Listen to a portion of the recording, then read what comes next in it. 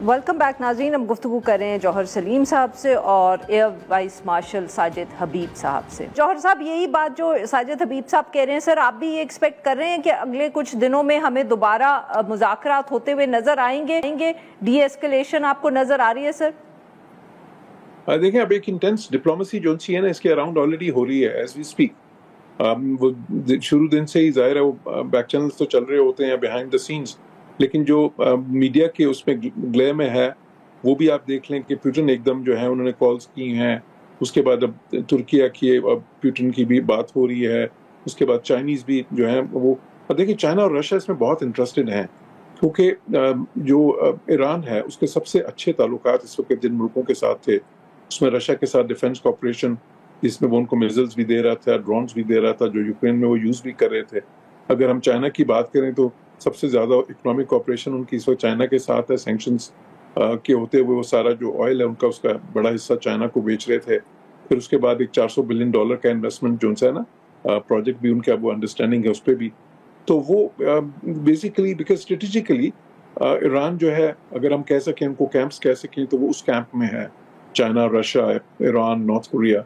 दूसरी तरफ आप देख रहे हैं कि ज़ाहिर इसराइल है, अमेरिका है, वेस्ट है और तो इसलिए वो नहीं चाहेंगे कि ईरान इतना कमजोर हो जाए कि बिल्कुल ही वो उनका स्ट्रेटेजिक लॉस होगा चाइना और रशिया का।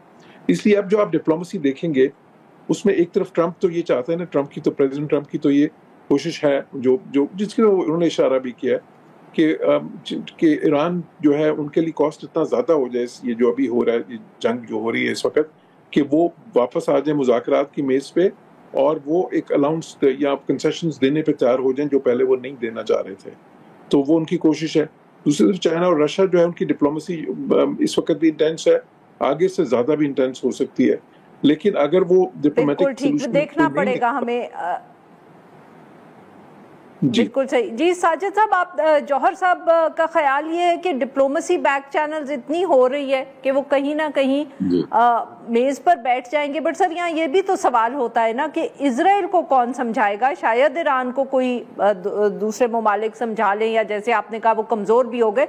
इजराइल को क्या कोई ये उनके ऊपर दबाव डाल सकता है कि वो हमले करने बंद कर दें? दबाव तो नहीं डाल सकते, मिन्नत तरला कर सकते हैं और शायद वही करेंगे। और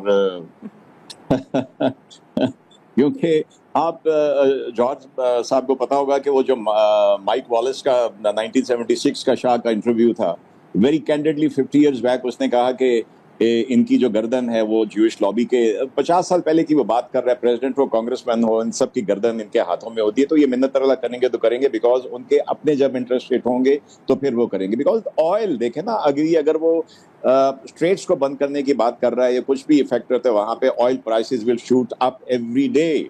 तो दैट इज वेयर इनको कुछ करना पड़ेगा। और जो जौहर भाई ठीक कह रहे हैं कि अभी ये डिप्लोमेसी बहुत चल रही है, तो इसलिए डिप्लोमेसी के होते हुए आई थिंक दोनों साइड की, इजराइल और ईरान की, होगी like the 15th round of the boxing की, जो मैक्सिमम पॉइंट्स गेन कर सकता है करें। तो इसमें मेरे हिसाब से फिर एक दफा इंटेंस मोमेंट आएगी एंड देन शायद things will start to settle down. Very quickly मैं दोनों से सवाल पूछती हूँ, 30 सेकेंड्स ईच। आपके ख्याल में क्या अब Iran will be more convinced that it needs its nuclear program और it will be dissuaded from it? Johar साहब, देखिए थ्योरेटिकली तो जाहिर है they'll be more convinced than ever कि दे नीड इट, क्योंकि उनको भी साफ लग रहा है। देखिए नॉर्थ कोरिया के पास था तो उन पे तो किसी ने अटैक नहीं किया, लेकिन ईरान के पास नहीं था, तो इसलिए उनको सारी ये चैलेंजेस का सामना है।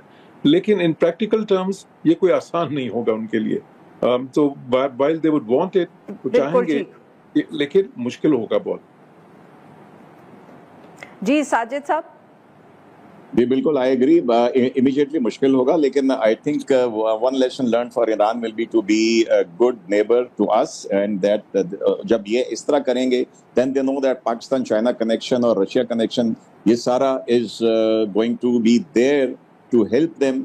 अगर इनको वो बेहतर तरीके से एस्टैब्लिश करते हैं तो फिर in due course of time they would definitely like to go for that to secure their future. बहुत शुक्रिया हमारे दो मेहमानों का, उन्होंने हमारे लिए वक्त निकाला। नाज़रीन, आज के लिए बस इतना ही। We will be back tomorrow at the same time.